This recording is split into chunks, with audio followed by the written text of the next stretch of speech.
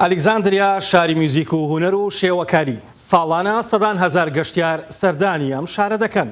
میوزیک ژەنەکانی سەر شەقامەکانی ئەو شارە بوونەتە مۆرکێکی جوانی هونەری زیندوو بۆ پرۆگرامی زایاڵە من و یحیا بەرزەنجی سەردانی ئەلێکزاندریامان کرد. ئەلێکزاندریا شارە ڕەنگیر و دیێرینەکەی ویلایەتی ڤێرجینیا لە ئەمریکا، شاری موزیک و خۆشەویستی و گەشتیاران. شتێک کە زۆر سەرنجی ڕاکێشین پیاوێک دانیشت بوو بە دیار کۆمەڵێ پەرداخەوە، پەرداخەکان هەمووی نیوە ئاویتیا بوو، بەڵام کە وەستاین دەمێک سێرمان کرد میوزیک ئەژەنێ بۆ پەرداخانە.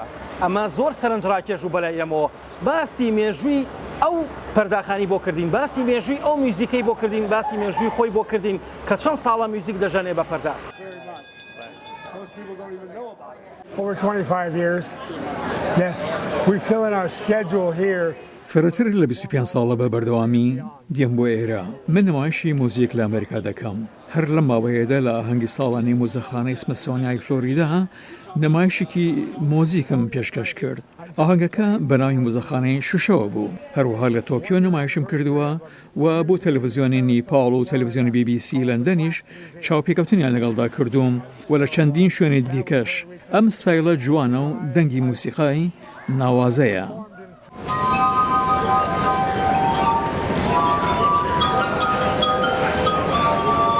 کەواتە جیاوازی چییە لە نێوان ژەنینی میوزیک بەم پەرداخانە و ئامێرە میوزیکی ئەکادیمی و ئاسایەکان؟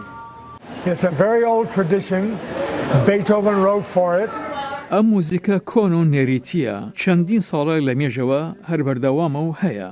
سەرەتا لە ڤێنە لە 1900 دۆزرایەوە ئەم ئامیرە زادەی فەرهەنگێکی کۆنە، دەگەڕێتەوە بۆ سەردەمی سکاڵن و بۆهیمیا و چەندی ناوچەی تری ئەوروپا. هەرچەند نەریتیە فەرهەنگێکی کۆنە، بەڵام بەرەو لە ناو چۆن دەچێت ئەوانەی کە بە پەرداخە شوشەیەکان موزیک دەژەنن. من لە 6 ساڵیەوە حەزم لە موسیقایە کردووە. کاتێک گوێم لە باوکم بوو بە پەرداخەکان موسیقای لێدەدا. من لە خێزانێکی موسیقیدا گەورە بووم. هەر لەو کاتەوە پەرداخوا دەکەمەوە. هاوکات من ژەنیاری کلارنێتیشم 3 ساڵ لە ئەڵمانیا کارم لەسەر کردووە. کلارنێتێکی زۆر پرۆفێشناڵم هەبوو، لە پاریس کڕی بووم. بەڵام دەنگیان پەرداخانە دەنگێکی زۆر خۆشە لەلام کە تا ئێستاکە ژەنی بێتم. بەم زوانە ئەلبومەکەش بڵاو دەبێتەوە. ئەم پیاوە زۆر دەمێکە لەم شارەدا موزیک دەژەنێ، زۆربەی گەشتیارەکان دەیناسنەوە. هەموو ساڵێک سەردانی دەکەم و ئەیدوێنم. ئەم جارە باسی ژیانی میوزیکی خۆی بۆ کردم. هەموو ژیانم تەرخان کردووە بۆ مۆسیقا، هەر لە مناڵیەوە تا ئەو کاتەی بووم بە 14 ساڵ بە پرۆفێشنالی دەسم پێکرد لە بەهاماس. گیتارم لێ ئەدا و گۆرانیم دەوت و لە فیستیڤاڵەکاندا بەشداری مەکرد. بەڵام تەمەنی ئەوەم نەبوو لە بارەکاندا میوزیک بژەنم. لە 18 ساڵیدا وازم هێنا هیلاک بووم لەو کارداریە، لەبەر ئەوەی زیاتر وەک کارداری لێ هاتبوو، نەوەک لەبارەی هونەرەوە بێت. لەبەرەوە دەبێت کارداری بۆ بکەیت. دوای 3 ساڵ هەستم بەوە کرد دەبێت مۆسیقا بژەنم. ئیتر هەموو ڕۆژێک مۆسیقام لێ دەدات تاکوی ئێستا. وا دیارەم ئامێرە موزیکیە خۆی دروستی کردووە و هەوڵی داوە سوود لە زۆربەی شارستانێتەکانی دنیا وەربگرێت بۆ تەواوکردنی ئەم ئامێرە. هەر لە ساڵی 1976 من لێرە میوزیک دەژەرم، ئەتوانم بڵێم هەر لە 16 ساڵیەوە. من دایکم لێرە ئەژی، بڕۆم بۆ هەر شوێنە دەگەڕێمەوە بۆ لای دایکم. گەشتم کردووە لە ئالاسکاوە بۆ پەنەما. هەموو ساڵێک بەناو ئەمریکادا گەشتەکەم بۆ فیستیڤاڵ و بۆ لای گەشتیارەکانە. ئیتر تۆزانی ئەمە کارداریە، ئیتر دەبێت بە دوای فیستیڤاڵ و گەشتیارەکانەوە بیت. لە بەهارەوە بۆ پاییز و هاوین بەرەو باکوور دەڕۆم، لە پاییزیشدا دەگەڕێم بۆ ڕۆژهەڵاتی ئەمریکا، لە زستانیشدا بەرەو باشوور. دواتر دەگەڕێمەوە بۆ ئێرە لەبەرەوەی دایکم لێرەیە. ئەمە ئەو شارەیە کە هەموو ساڵێک بۆیە گەڕێمەوە.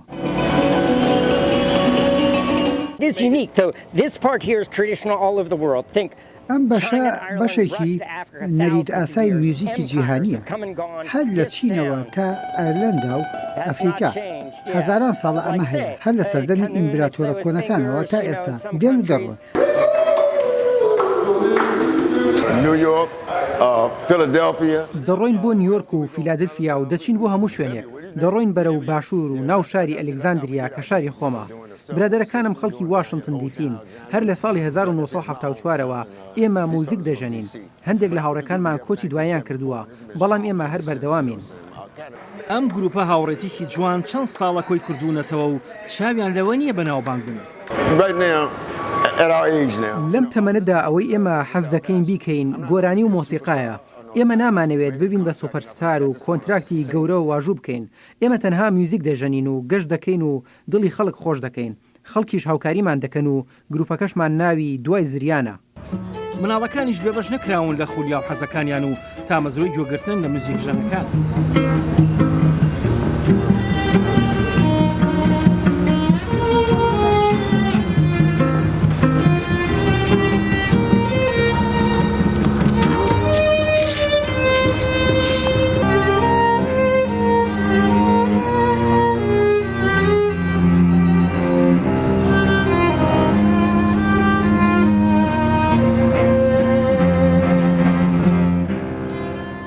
هەر کەسە و خولیایشی هەیە ئارەزووی هونەر دەکات، هەیە حەزی لە وەرزشە. کەسانێکن بە شار و وڵاتانی دنیادا سەفەر و گەشت دەکەن، کەسانێکن بە ئاسماندا پیاسە دەکەن. ڕۆیشتن بەسەر پەتدا لە بەرزاییەکی زۆرەوە. ئەم وەرزشە بۆ ئەو کەسانە نییە کە دڵیان لاوازە یان گرفتێکی تەندروستیان هەیە.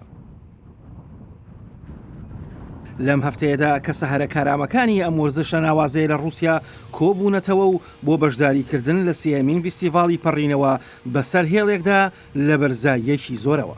لە ڕاستیدا ئەمە یەکێکە لە وەرزشە هەرە مەترسیدارەکان لە جیهاندا.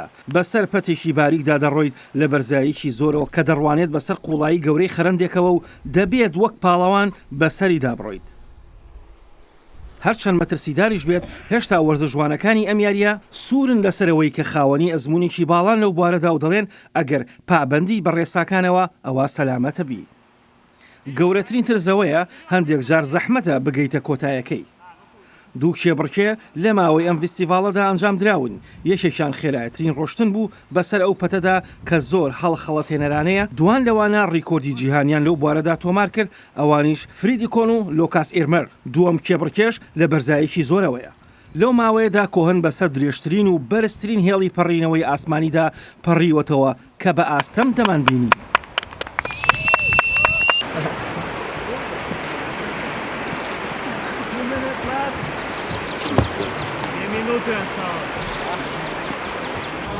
Я встрапую.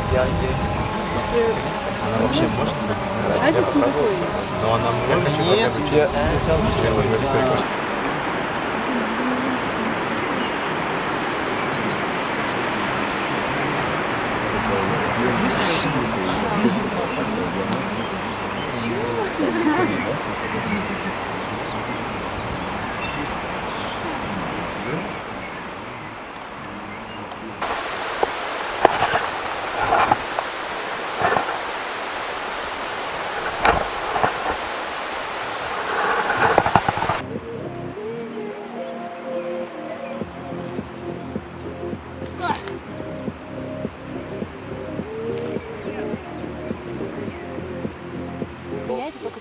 сосредоточился.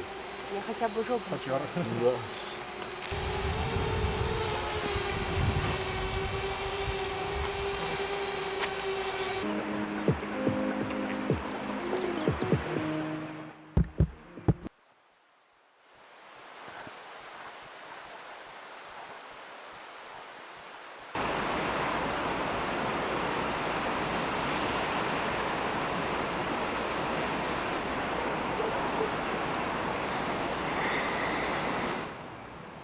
لە نێوان هونەر و داهێناندا کۆمەڵێک خەونی گەورە و کارامەی و دنیابینی دەژی.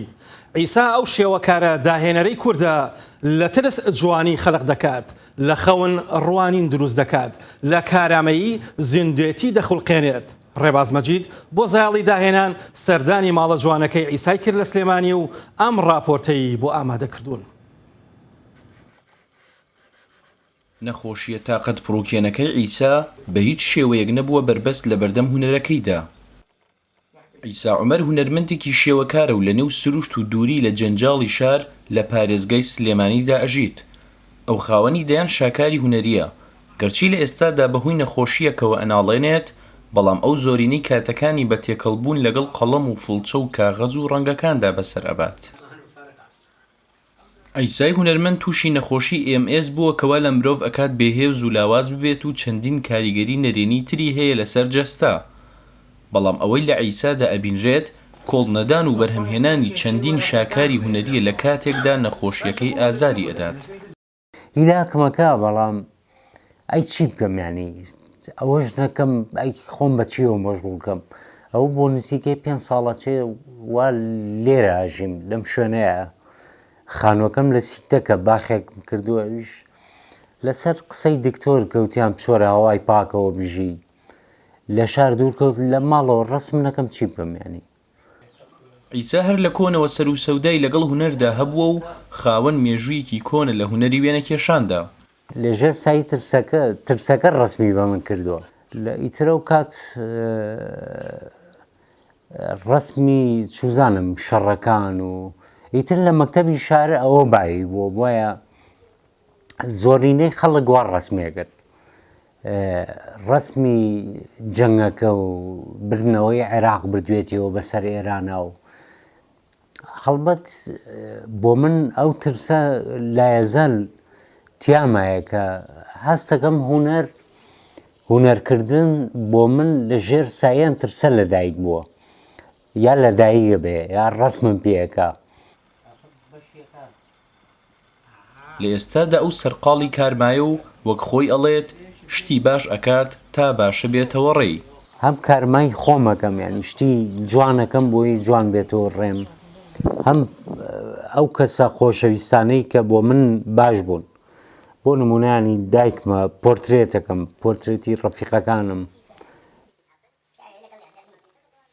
جگە لەوەی ژیانی خودی عیسا وانی کۆڵنەدان و ملولانەیە لەگەڵ ئازارەکاندا بەڵام ئەو لە ڕێی هونەرەکەیەوە پەیامی ئەوەش ئەدات کە مرۆڤ دەبێت ئارامگر بێت و کۆڵ نەدات. ئومێدەیەم بە نەخۆشانی وەک من یا ئەوانەی کە هەموو و نەخۆشانەی کە ئەناڵێن بەدەست گیرۆدەی دەردێکەوە کە چوزانم ئەگەرەوە بڵێم ئومێتان هەبێ ئەمە شتەیە پەڕێ ئەمە ژەڕوا ئەمەش تەواوە بێ. هونەرمەند خاوەنی دنیابینیەکی تایبەت بە خۆیەتی لەسەر هونەر و بە توشبوون ناوی ئەبات. لای من هونەر توشبوونە ینی چۆن ئەڵێی لە زۆر شوێک کاتیکەیە باسم کردەوە هونەر دەردێکە تووشە بێن عیلاجەکەی لەوەیە کە ئیش بکەیت لە ڕاستیە لای بۆ من زۆر جار بە ئازار بووە نەک دڵخۆشم کە. لە ئێستادا عیسای هونەرمەند بە نیازی کردنەوەی پێشەنگایەکی هونەریە کە هەموو تابلۆکان لەخۆ بگرێت و هەموو ئەو پاڵپشتیە معنەویانە پیشان بدات کە لە دۆست و هاوڕێ و نزیکەکانی بینیوێتی و لەم دۆخە سەختەدا هاوکاری بوونە. ڕێباز مەجید، دەنگی ئەمریکا، سلێمانی. سەما و موزیکی میلی بەشێکی گەورەی شارستانێتەکانی جیهانە. فیستیڤاڵی بەنێوبانگی ساڵانە لە ئیشبیلیای ئەندەنوسیا بۆ سەمای ترادیسیۆن و فەرهەنگی نوێ سازکرا. تیمی سەمای میلی سیڤیلانای ئیسپانی لە ئیشبیلیا بەشداری ئەم فیستیڤاڵەیان کرد.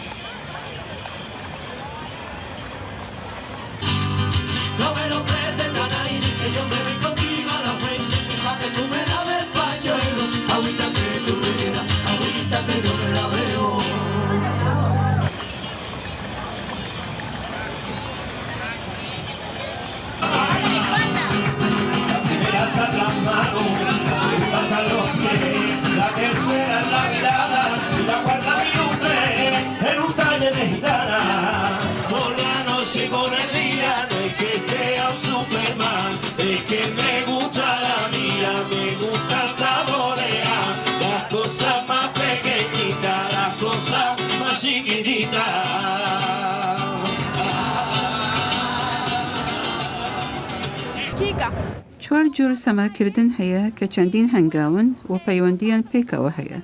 ڕاستی ئەوەیە ئەگەر خەڵکی ئێرە نەبێ سەماکردنەکە زۆر بەگرفتە.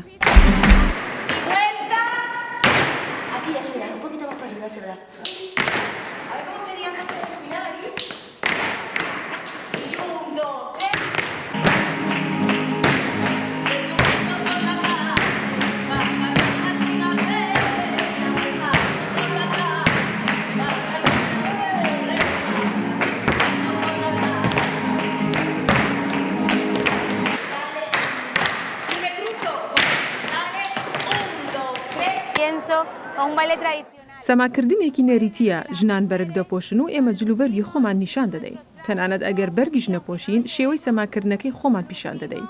شێوەی تێگەشتنی وڵاتی خۆمان و شێوەیەک بۆ ئەوەی خۆمان دەرببڕین.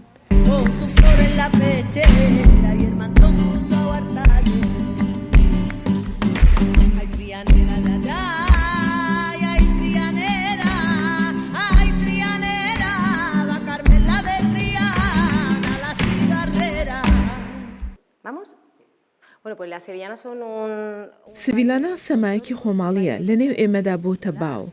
جیاوازی لەگەڵ سەمای فلامینگۆ هەیە و وەوازانراوە کە لە ساڵی 1847 لە هەرێمی سڤیلا و هۆیلڤادا پەیدا بووە.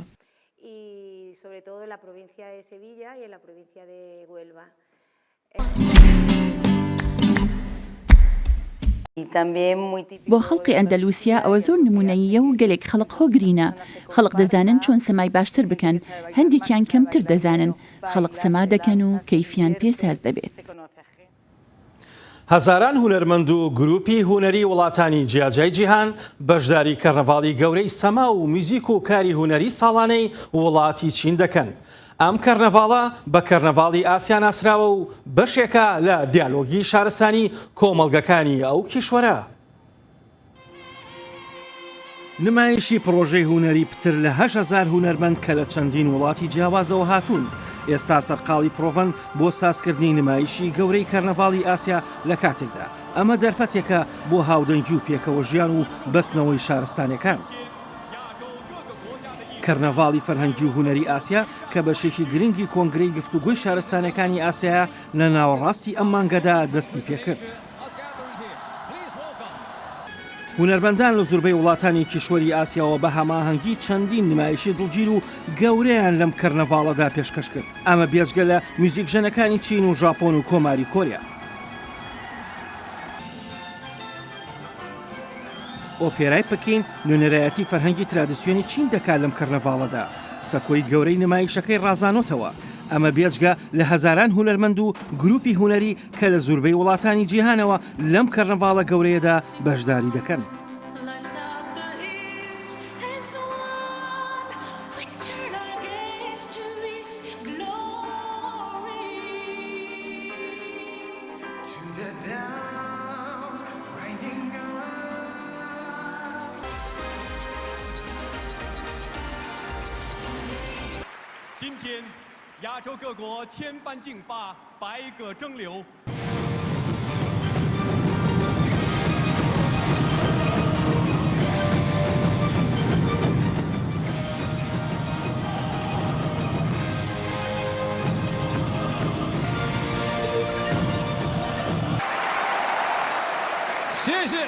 Thank you.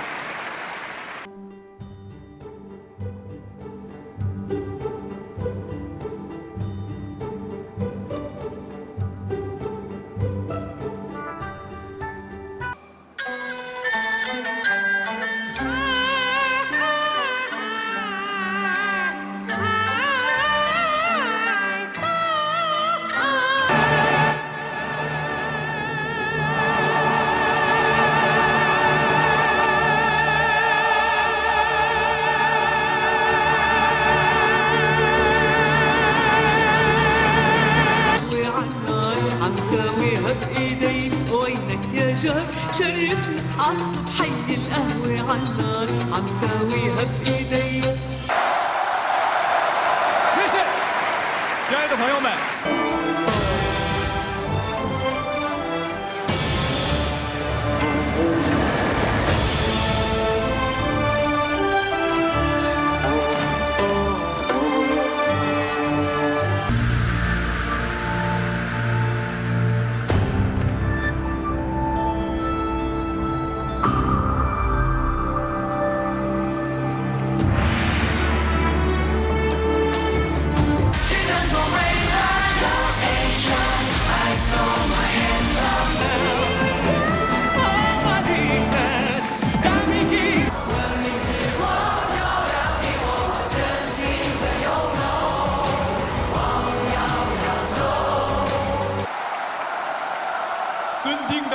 贵宾、女士们、先生们、各国嘉宾和朋友们，晚安。And with that, we come to the end of the فیستیڤاڵی ئاینی هندۆسەکان لە هەندستان سازکرا. ئەم فیستیڤاڵە تێکەڵەیەکە لە بیر و باوەڕی ئاینی و کۆمەڵایەتی هندۆسەکان. هەر کات مانگ هاوشانی ئەستێرەی پۆرام بەرزەبێتەوە، ئەوە هیندۆسەکانی ویلایەتی کێرالای خواروی هێند لە پەرزگاکانیان فیستیڤاڵی دووسولبورە بەڕێوە دەبن. لە پەرزگای ڤاتکۆنۆ ناسانی کۆن هیندۆسەکان ئەوانەی فیل وەک خودا نازەکەن فیستیڤاڵێکی مۆسیقی و پڕڕەنگ و شادی بەڕێ دەکەن. لەو ڕۆژەدا قەشەکانی ئەو پەرزگا کۆنە سەرقاڵە بن بە وتنەوەی سروشە ئاینەکان. ئەم فیستیڤاڵە دووسولبورە زیاتر لە 200 ساڵ تەمەنێتی و لە نێوەندی مانگی 4 و 5 هەموو ساڵێکدا هندۆسەکان یادیەکەنەوە.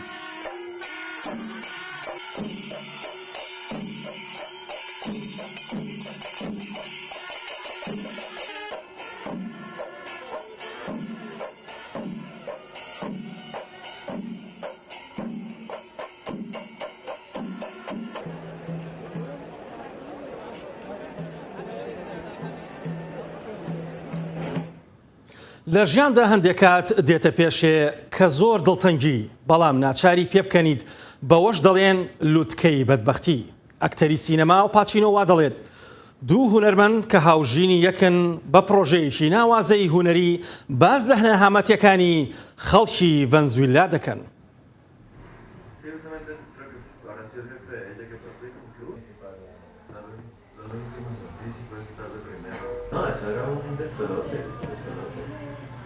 Total y llanamente.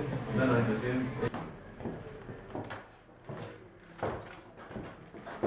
Digo la fotico con la llama. Bienvenidos.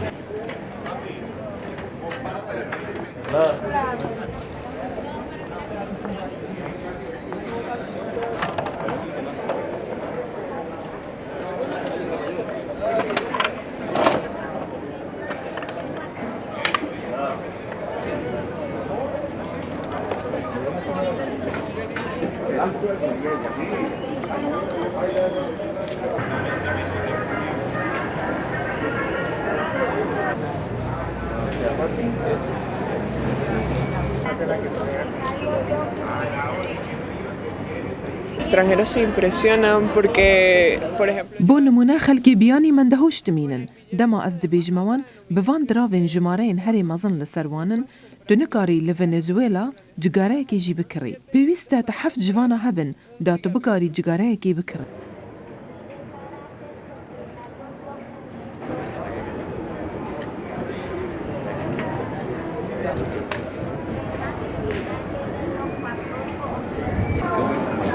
A 4.000 pesos de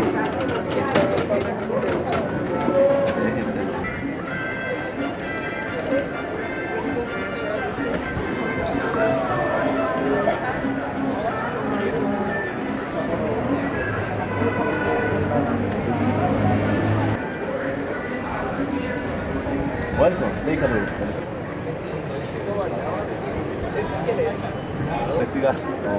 No, pero es que va a ser esto rápido.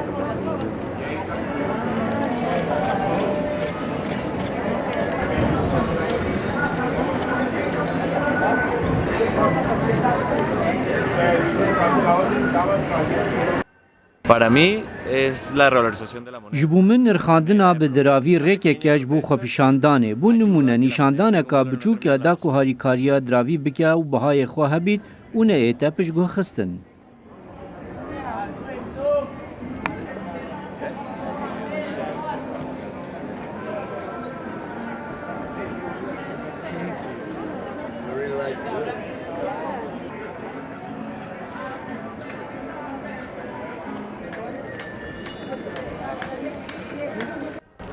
Por ejemplo, con Pablo Escobar. Bû nimûne ya Pablo Escobar ew ê rojê Kolombiya argument li ser dikir. Min wêneyê wî kêşa kesekî got ew bikuje. Kesekî tir digot ne ew qehreman e. Ew ê avahî bû xelkî kirîne. Ew ê dî digot lê ew ê gelek xelk kuştine. û min xwe bêdeng kir ku her wekî ez çi nizanim.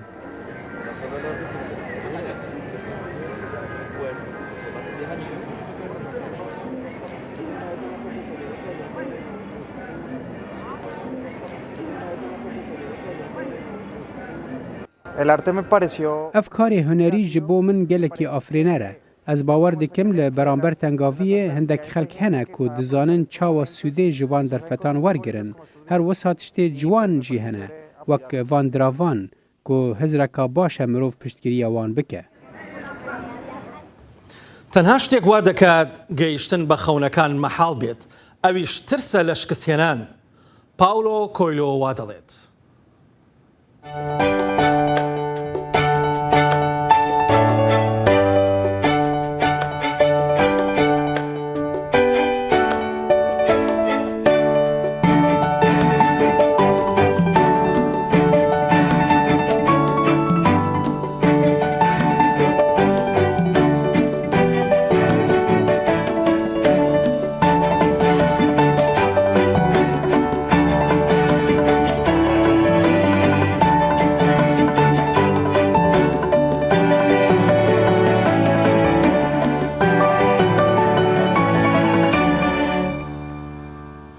مەولانا ڕوومی دەڵێت کە دڵت لای من نەبێت لەگەڵ من دانیشتن هیچ سوودی نییە. تا زایاڵەیەکی دیکەی شارستانی هونەری هەر شاد و بەختەوەر.